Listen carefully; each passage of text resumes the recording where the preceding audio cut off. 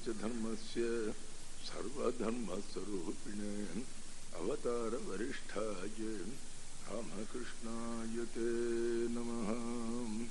सदा बालरूपापि विघ्नाद्रिहन्त्री महादन्ति वक्त्रापि पञ्चास्य मान्यां विधीन्द्रादिमृग्या गणेशाभिधामे विधत्तां श्रियं कापि कल्याणमूर्तिः।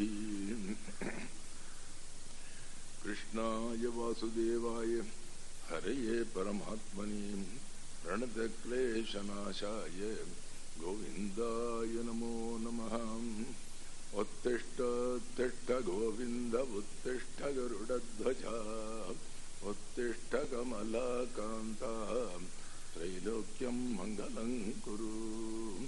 वसुदेवसुतं देवं कंसचाणूरमर्दनं देवकी परमानन्दं कृष्णं वन्दे जगद्गुरुं कृष्णं वन्दे जगद्गुरुम्।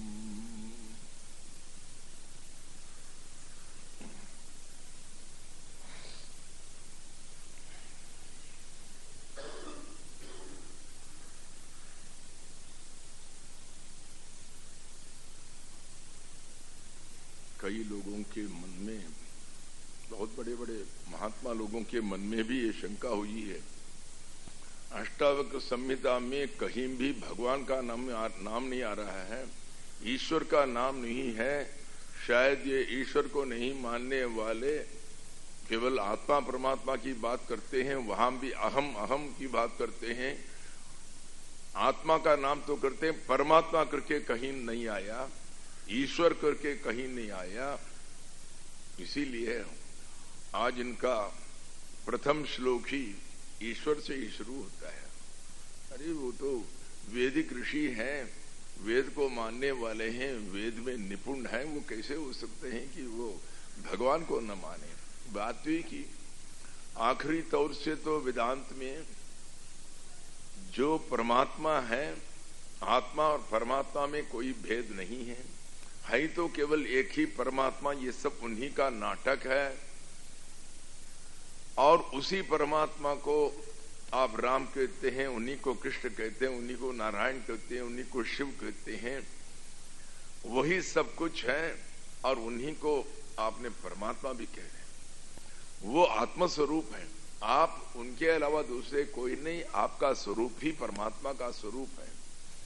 परंतु इसको ठीक तरह समझना चाहिए, ये नहीं कि हम जब तक शरीर के साथ जुड़े हुए हैं अपनी अनंतता को हम जानते नहीं है, हमें ये कहने का अधिकार नहीं है मैं भगवान हूं करके, तब तो हम हिरण्यकशिपु बन जाएंगे, रावण बन जाएंगे। उन लोगों ने यही गलती की कि उन्होंने समझा नहीं। जब उनको कहा गया कि मैं ही परमात्मा हूं, तुम ही परमात्मा हो, ने हाँ तब तो ठीक है, मैं परमात्मा हूं, जाकर वो शोरगुल मचाया, वो इतना अत्याचार किया, तब तो हम लोग वो बन जाएंगे। ऐसी बात नहीं है। बात है कि जब आप उस लेवल पर पहुंचेंगे, उस स्तर पर पहुंचेंगे, आप अंदर से देखकर किसी गुरु की कृपा से, भगवान की कृपा से काफी साधना करके तब आपको मालूम होगा कि किसको मालूम होगा, कोई मालूम होने वाला कोई है ही नहीं, वो भी लुप्त हो जाएगा। केवल भगवान ही भगवान रहेंगे। उसको अपना आत्मज्ञान है, खुद जानते हैं अपने आप को। उसके अलावा न कोई शांतानंद रहेगा, न कोई तुलसीदास जुड़ेंगे ये कहने के लिए मैंने उनको देख लिया करके, कोई है ही नहीं। देखने वाले दिखाई देने वाले परमात्मा ऐसे कोई है ही नहीं। ईश्वर सर्वनिर्माता नेहान्य इति निश्चयी अंतर्गलित सर्वाशः शांत क्वापि न सज्जति। ईश्वर सर्वनिर्माता, ये एक भगवान है, सारी जगत का, सारी जीवों का बनाने वाला वही है। ईश्वर सर्वनिर्माता नेहान्य इति निश्चयी, दूसरा कोई नहीं। पहले इस निश्चय में आ जाओ कि सारी दुनिया को बनाने वाले, बिगाड़ने वाले, चलाने वाले एक हैं, तुम कुछ नहीं हो। मैं कुछ नहीं कर सकता हूं, सब कुछ करने वाले वही हैं। ये ईश्वर सर्वनिर्माता नेहान्य इति निश्चयी, दूसरा कोई नहीं है, इसमें निश्चय पर आ जाओ। दूसरा कोई नहीं है, तुम एक ही भगवान कहते हो, सारी दुनिया में दिखाई नहीं देता है ये कौन से भगवान है। तुम कहते हो सारी भगवान ही है, सारी भगवान की ही वही बनाने वाले हैं, तब क्यों कहीं ना कहीं तो दिखाई देना चाहिए। मैं हर जगह ढूंढ रहा हूं, नहीं मिल रहा है। बात यह है, ये सूक्ष्म रूप से है, इसलिए ढूंढने का मार्ग ये नहीं है। जैसे कोई वस्तु के ढूंढते हैं, अपनी ऐनक को भूल गया, ऐनक को ढूंढते हैं, ऐनक वहां पड़ा रहा। और या कोई स्त्री अपने हार को खो दी, वो अपने हार को ढूंढ ली। ये ऐसी कोई चीज नहीं है, ऐसे कोई वस्तु नहीं है, मनुष्य जैसे, जानवर जैसे, चीजों जैसे नहीं है ये। और ये दिखाई देने वाला ही नहीं है, क्योंकि ढूंढने वाला ही वही है। तब आपको कहां मिलेगा, जब आप अपने आप को ही ढूंढते रहें। ऐसा था, 10 बड़े पंडित लोग जा रहे थे, एक बहुत बड़ा सा एक दरिया आया, एक नदी आई, नदी को क्रॉस करके पार में गई। पार करने के पहले, भैया हम सब लोग कोई बाढ़ में नीचे न चले जाए, सो पहले गिन लें कितने हैं करके। उनको पता था कि हम लोग 10 लोग निकले, देखो वहां जाकर गिन लें, कोई आदमी खो न जाए। सो पार निकले, तब एक आदमी ने गिना, 1 2 3 4 5 6 7 8 9 ही निकला। उन्होंने कहा गजब हो गया भैया, एक आदमी कम, 10 तो हम लोग निकले, अब पता नहीं कि किसने गिर गया, हमको ढूंढना पड़ेगा। अब कहां ढूंढे, पूरा इतनी बड़ी नदी तो जा रही है, परंतु यहां तक था, ये लोग किसी तरह पार तो कर ही गए। अब रोने लगे, हमारा एक आदमी मर गया, एक आदमी गया करके। तब तक वहां एक साधारण गवाह रहता, क्योंकि पंडित लोग यही होता है, पंडित लोगों के दिमाग ज्यादा होता है ना, इसलिए यदि एक गंवार होता तो वो कभी ऐसी गलती नहीं करते, पंडित लोगों की गलती करने वाले। इसलिए पंडित हैं, सब कुछ जानने वाले हैं, पूरा हिसाब लगाया, मैथमेटिक्स अंकगणित किया, कम हो गया ये। जब रो रहे थे तब ये गंवार आया, पूछा क्या बात है भैया, क्यों रो रहे हो। तब उन्होंने कहा भैया हम लोग 10 लोग थे और ये वहां चला गया। उसने कहा उनके किसी के हाथ में एक बेंत था, उसने कहा एक बेंत दे दो, अब हम 10वां को हम निकाल देंगे। तब उन्हें एक को कहा एक मारा, उठ गया, दूसरे को दूसरा, तीसरा, चौथा, 10 लोग निकले। उन्होंने कहा अब ठीक है, हाँ अब तो ठीक है, अब 10 लोग आए हम। तो इसको दशम न्याय कहते हैं, ये वेदांत में अक्सर इसका ये दिया जाता है।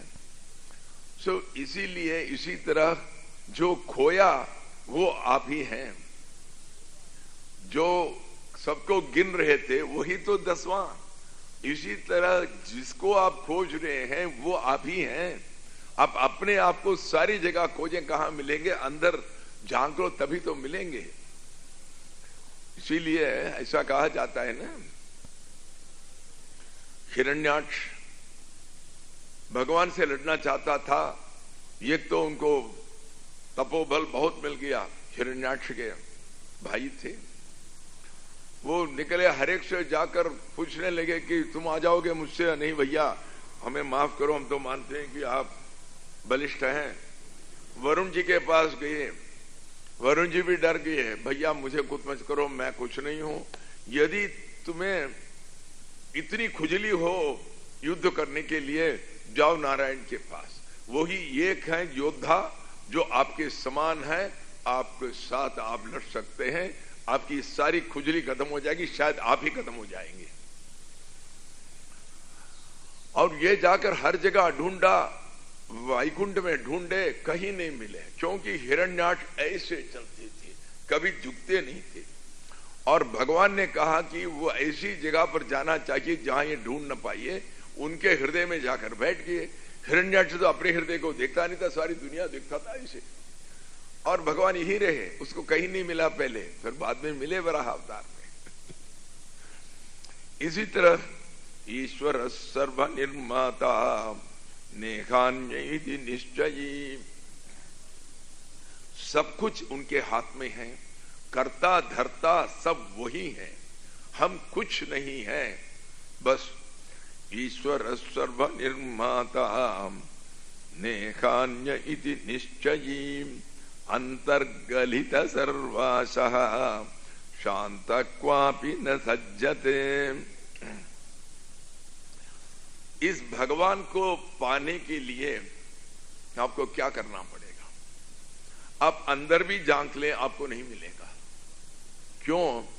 अंदर जो है पूरे धूल पड़ी हुई है, आशा नामक धूल पड़ी हुई है। मुझे ये चाहिए, वो चाहिए, मेरा बेटा इंजीनियर बन जाए, मेरा बेटा राजा बन जाए, और वो IAS में आ जाए, ये वो पता नहीं कि कितनी कितनी लाखों आशाएं से ये भरा हुआ है, आशाओं से हमारा मन। और इसीलिए आप देख नहीं पाते, सारे धूल को निकाल लो तब मिलेगा वही। अंतर्गलित सर्वाशः, सारे आशाएं, आकांक्षाएं, निराशाएं। यहां आशा का मतलब केवल आशा नहीं, अंदर पहले तो आशा से भरी हुई है कि मैं ये बन जाऊं, वो बन जाऊं, मैं करोड़पति बन जाऊं, मेरा बेटा इंजीनियर बन जाए, मेरा दूसरा बेटा मिनिस्टर बन जाए। और हजारों आशाएं, छोटी मोटी से लेकर मुझे अच्छी सी पतलून मिले, मुझे अमेरिका से अच्छा लिखने वाला कोई बॉल पेन मिले, छोटी से लेकर बड़ी तक इतनी आशाएं पड़ी हुई हैं, लाख। और ये सब केवल आशाएं नहीं, जब आशा ये पूर्ण नहीं होते तब निराशा आ जाती है। ये सब मन के भाव हैं। मन में कल के लिए आप आकांक्षा करते रहते हैं। सो आशा, निराशा, आकांक्षा ये सबसे भरा हुआ है। अपने मन से ये सब खाली कर दो। अंतर्गलित सर्वाशः, आपकी सारी जितनी भी आशाएं, आकांक्षाएं, निराशाएं सब गल जाए, सब निकल जाए, सब खाली कर दो। अंदर जितने भी आशाएं भरी हुई हैं, अर्थात मन को अमन कर दो। यही है सब कुछ। ये 4-5 सेंटेंस में, 4-5 वाक्यों में सारी जो अष्टावक्र संहिता को हम संक्षिप्त कर सकते हैं, क्योंकि हर चीज में बार बार यही आएगी। या तो कहेंगे साक्षी भाव में आ जाओ, या तो कहेंगे अपने कर्तापन को छोड़ दो, या तो कहेंगे अहम को छोड़ दो, कहेंगे कि विषयाशा पर मत आ जाओ और सारी आशाओं को छोड़ दो, योगक्षेम को छोड़ दो। बस इतना ही है। ये 8-10 चीज को रख लो, सारी अष्टावक्र संहिता वही है। बार बार वही है कि ये भिन्न भिन्न शब्दों में, भिन्न भिन्न वाक्यों में यही चीज आती रहेगी। अंतर्गलित सर्वाशः, आप साक्षी बनो। आप ये कहिएगा कि मैं शरीर नहीं हूं, मैं मन नहीं हूं, मैं दोनों को देखने वाला है। आप रोज यही अभ्यास कर लीजिएगा। चलते चलते अपने आप को देखना, उठते उठते अपने आप को देख लेना, खाना खाते वक्त अपने आप को देख लेना। इस तरह करते करते आप अपने शरीर से अलग हो जाएंगे। देखने वाला देखने वाली चीज से अलग ही होंगे। नहीं तो क्रोध आया नहीं, आप क्रोध बन गए। आपके अंदर इतना, उस समय पर दुनिया आकर आपसे कुछ कहे, आप क्या कहते हैं, आप चले जाइए, यहां क्या आपको करना है। हम इतने हो जाते हैं, उसे किसके साथ बात कर रहे हैं, क्या हो रहा है, बिल्कुल पता ही नहीं है। वाल्मीकि रामायण में बहुत बढ़िया सा वर्णन है इस क्रोध के बारे में। हनुमान जी लंका का दहन किया। अब ये देखिए, जो शांत स्वभाव वाले और जो गर्म स्वभाव वाले, इन दोनों का फर्क वहां पर दिखाई देता है। जब सीता जी को मालूम हुआ, अरे हमारे भक्त राम के दूत हनुमान जी के पूंछ पर ये लोग आग लगा दी, अब क्या होगा, हे भगवान। तब अग्निदेव को वो 10 श्लोकों से उनकी स्तुति करती है। यद्यस्ति पति शुश्रूषाम यदि यह सच है कि मैं पति के अलावा दूसरे किसी का कभी मैंने याद ही नहीं किया, यदि यद्यस्ति तपस फलम, आज तक मैं तपस्या ही करती आई, उस तपस्या के कोई फल हो, सारी फल मैं इसमें दे रहा हूं, क्या करना है? शीतो भव हनुमतः, हनुमान की पूंछ को गर्म मत करो, शीत हो जाओ, ठंडे हो जाओ, हे भगवान ये कृपा करो मेरे लिए। शांत स्वभाव वाली है, ये गर्म नहीं हुआ, गर्म होते तो क्या करती, वहां आसपास में जो राक्षसी है, अरे तुम लोगों ने ये कर दिया करके 2-4 थप्पड़ मार लेती, अरे बाद में कुछ भी हो जाए। परंतु ये नहीं, बिल्कुल मां जगत जननी तो ठंडे स्वभाव की है, यही हमको दिखाती है। जब उन्होंने सुना, बिल्कुल शांत होकर भगवान से प्रार्थना इस तरह करके, सभी में यही आखिर में आता है, शांतो भव हनुमता, तो इस तरह करके की। और हनुमान जी को तो जोश चढ़ा, सारी जगह पर, सारे लंका पर आग लगाई है। अग्नि भगवान तो कुछ कर नहीं सकते, अग्नि भगवान जो है वायु के परम मित्र हैं, ये तो उनके मित्र का बेटा है, वायु का पुत्र है, तो अग्नि तो कुछ नहीं कर सकती है। और उसके अलावा इनको वरदान भी तो है सभी से, तो इसलिए उनका कुछ बिगड़ा नहीं। परंतु उन्होंने कहा कि इन लोगों को ऐसे सबक सिखाए, इनको याद होगा कि ऐसा भी एक बंदर आया कि सारी लंका को यही अकेला ही कर लिया। श्री राम की जरूरत नहीं था, हनुमान जी ही काफी था। कहते भी थे मां तुम मेरे पूंछ में आ जाओ, हम तुम्हें ले जाऊंगा, और फिर क्या झगड़ा करना है, रावण को आने दो चाहिए तो। मां कहती है देखो इससे तो मेरे पतिदेव जो है वो क्षत्रिय हैं, सो उनका अपमान हो जाए, कोई कहेगा देख वो कायर था, किसी को भेजा खुद नहीं आया करके, सो मेरे पति का कोई ऐसे अपमान न हो जाए, सो तुम यही रहो, तुम जाकर पतिदेव को कहो कि सीता जी केवल आप ही की याद कर रही है और कुछ नहीं है, निर्साल सब जगह राम नाम कर रही है, बस केवल उनका सारा आप ही के पास है। नाम पाखरु दिवस निसी, नाम तुम्हार कपाहट, लोचन निज पद जंत्रित, प्राण जाखी के ही बाट। बिल्कुल ऐसी पतिव्रता स्त्री थी, और वहां वो गर्म होगी। और जब सब कुछ हो गया, जाकर अपनी पूंछ को बुझाइए समुद्र के अंदर, ये सब वाल्मीकि रामायण की कथा में कर रहा हूं। जब बुझाया तब उनको याद आया, अरे हम तो सारी लंका को जला दिया, सीता जी भी तो लंका में है, मैंने ये क्या कर दिया, अब सीता जी तो नहीं रहेगी, हमारा सारा जिसके लिए, जिस काम के लिए हम आए, राम के दूत बनकर सब बिगड़ गया। अब 10-15 श्लोक है, हरे मैं बंदर हूं और वहां भी इतनी क्रोधी बंदर हूं, मुझे तो जीने के अधिकार ही नहीं है, मैं अभी में खुदकुशी कर लूं, क्योंकि अब क्या फायदा, सीता जी मर गई। जाकर यदि मैं कहूं तुरंत राम अपने शरीर छोड़ देंगे, ये पूरा उनका अपना कल्पना चल रही है 10-15 श्लोक तक, और सुनते ही लक्ष्मण अपने शरीर छोड़ देंगे। अरे जब राम लक्ष्मण अपने शरीर छोड़ दिए, कौन बाकी रहेगा? भरत जी तो तुरंत अपना अग्नि प्रवेश कर देंगे, और उनकी माता जी कौन बाकी रहेगा? अरे कैकेयी तक तो अब सुधर गई है, सारे लोग अपना शरीर छोड़ देंगे। जब ये लोग सब शरीर छोड़ दिया, कौन सी प्रजा रहेगी? हरेक को तो राम को सब इतने प्यार करते थे, सारी प्रजा और सारी अयोध्या उजट जाएगी, इस तरह करके उनकी कल्पना जाती है। तब तक आकाश से चारण लोग आकर कहते हैं, अरे हनुमान जी तुम क्या करते हो, आत्महत्या की बात सोचते हो? देख सीता जी बिल्कुल ठीक है, सीता जी को तुमने क्या समझा, वो कोई मनुष्य स्त्री है क्या? वो तो साक्षात जगन्नाथ अंबा है, तुम फिक्र मत करो, वो ठीक है। तब कोई खुश हो जाते हैं। ये है, ये क्रोध जब आ गए, हम तो क्रोध बन जाते हैं। यदि तुम अपने क्रोध को तुम देख सकोगे, कब देखते हो? घंटे भर बाद या अगले दिन कहते हो, अरे मैंने पिताजी को क्या कह दिया, क्रोध में आकर मुझे चुप रहना था, पता ही नहीं, अरे वो तो बूढ़े हैं, ये पता नहीं मैंने क्यों किया। उस समय पर तो बिल्कुल हम क्रोध हो गए। इसीलिए जिस चीज को आप देखना चाहते हैं, तब उससे अलग रहो, तभी तो आपको पता चलेगा सो इस देह को छोड़ना हो तो तुम अपने आप को अलग कर दो, नहीं तो हर चीज में हम अपने आप को शरीर समझकर ही हम करते हैं। सारे धन जुटाते हैं शरीर की रक्षा के लिए, या इस शरीर के साथ इस शरीर से जो पुत्र पैदा हुआ, जो पौत्र की ये हुआ, सब शरीर के संबंधित है।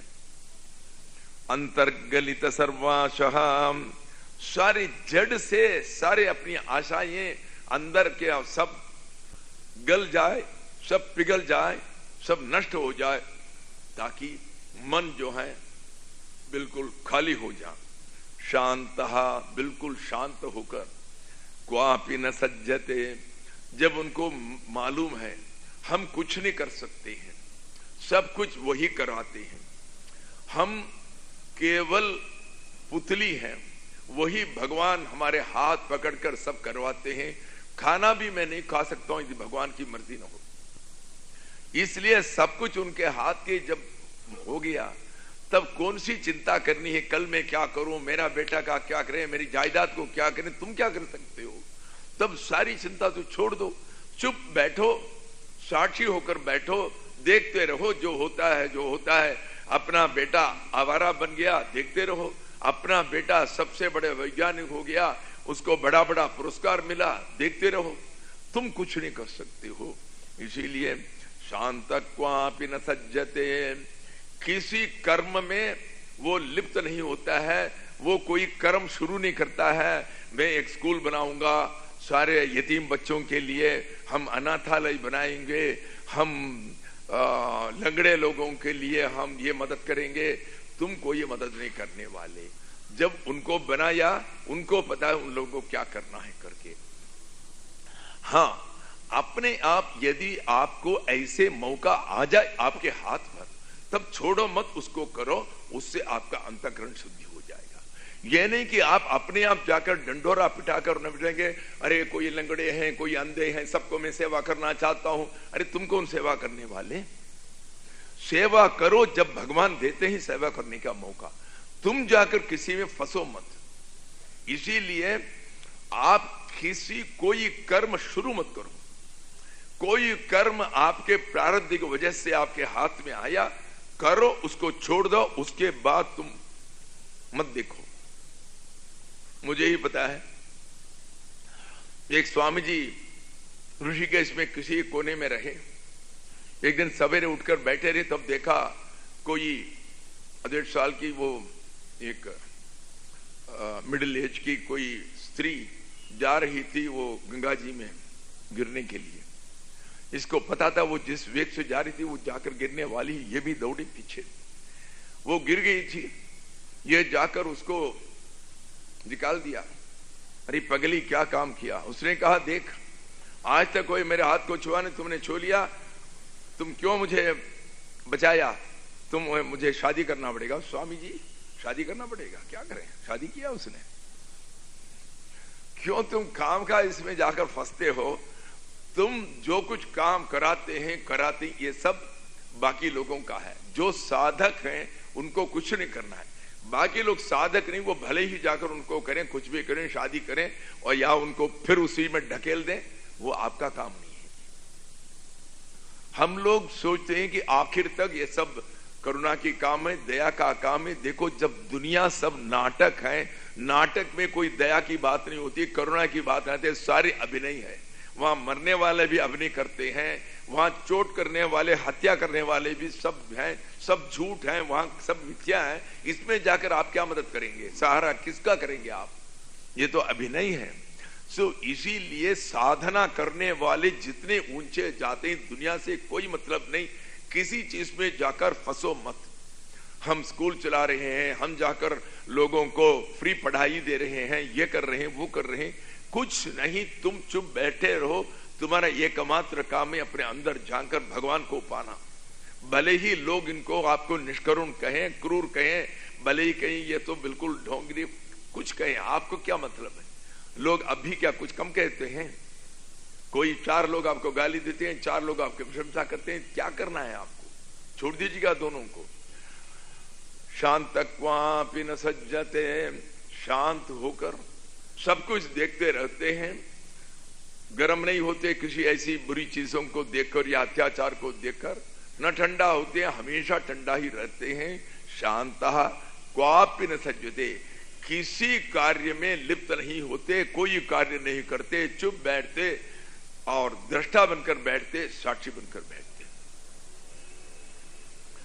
और अब ये 11वां अध्याय के हैं, जो बड़े बड़े मुख्य श्लोक हैं, मैं उसी को आप लोगों को कह रहे हैं। पहले तो 2-3 अध्याय तो हमने पूरा, क्योंकि उसी में सब कुछ आ गया, सो वो तो हमने पूरा विस्तार से हमने आपको सुना दिया। अब जो है कोई खास खास श्लोक जो है उसी को लेकर हम चल रहे हैं। काजकृत्या सख पूर्वम तथो वाग विस्तरा सुहा अथ चिंता सहस्तस्मात् एवमेवाहमस्थितः। अब जनक जी कह रहे हैं, जो कुछ अष्टावक्र ने कहा ये सब बिल्कुल ठीक है महाराज, मेरा भी वही हालत हुई है, मेरा अनुभव यही है। ये अपने अनुभव से उनका जो सिद्धांत है उसको समर्थन कर रहे हैं। अष्टावक्र अनुभव तो कई कई सालों के पहले हो चुके हैं, शायद हजारों सालों पहले हो चुकी है। अब जनक जी का जो है अनुभव अभी अभी हुआ है, इसलिए बिल्कुल ताजा है अपना अनुभव, उसी को उसके साथ जोड़कर कहते हैं महाराज आपने जो कहा बिल्कुल ठीक है, मेरा यही हुआ। काजकृत्या सख पूर्वम तथो वाग विस्तरा सहा। आप अपनी साधना करते करते करते प्रथम स्तर एक ऐसा आएगा, अपने शरीर से आप कोई काम नहीं कर सकते, केवल भजन ध्यान, इसके अलावा आपका शरीर कोई काम नहीं करेगा। इतना तक आप पूजा में बैठे, पूजा भी आप ठीक तरह नहीं कर सकते। रामकृष्ण परमहंस को पुजारी बना दिया दक्षिणेश्वर में रानी रासमणी ने। हाँ, कुछ दिन तो करते रहे, जब तक साधना बढ़ती रही, एक समय आ गया, फूल रखा है, भोग के लिए बड़ी अच्छी अच्छी सी चीज बनाकर सब रखा गया। भगवती को देखकर केवल एक नाम कहा, ओम श्री मात्रे नमः, ओम श्री महाराज्ञे नमः, बस ये बिल्कुल देवी बन गई।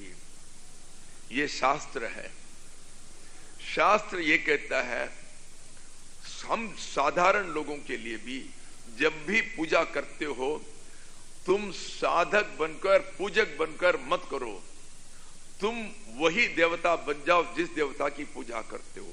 शिवो भूत्वा शिवम यजेत, यदि भगवान शिव की पूजा करते हो, बिल्कुल तुम शिव बन जाओ। अपने आप को सोचो मैं जटाधारी हूं, ऊपर गंगा जी हैं, ऊपर चंद्रमा है, और यहाँ पर सारी भुजग है, और एक हाथ में ये है, मैं 4 हाथ वाला हूं, एक में डमरुक है। इस तरह करके सोचकर शिव जी बनकर अपने आप को पूजा करो। शिवो भूत्वा शिवम यजेत। और इसी तरह देवी की पूजा करने वाले के लिए कहा गया है कि